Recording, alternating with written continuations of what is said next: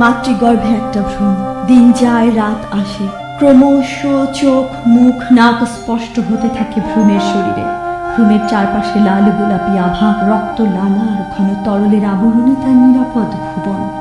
ক্রমশ হাত পা অঙ্গ উপাঙ্গে আরো সম্পূর্ণ হয়ে দোল খায় সে মায়ের শরীরে। ভ্রূণ কি জানে কৈশোরে তাকে পরিবার থেকে হতে হবে বিতাড়িত? ভ্রূণ কি জানে যৌবনে তার কামনা বাসনা পচে গলে মরবে তার নিজেরই ভেতর? ভ্রূণ কি জানে কি এক ভয়ানক বেদনায় নিজেকে বারবার খুন করবার জন্য উন্মাদ হয়ে উঠবে সে?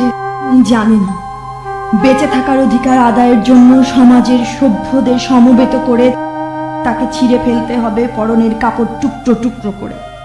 খাদ্য বস্ত্র আর বাসস্থানের চাইতেও এক ভয়াবহ মৌলিক অধিকার আদায়ের জন্য তাকে দাঁড়াতে হবে সকলের মুখোমুখি।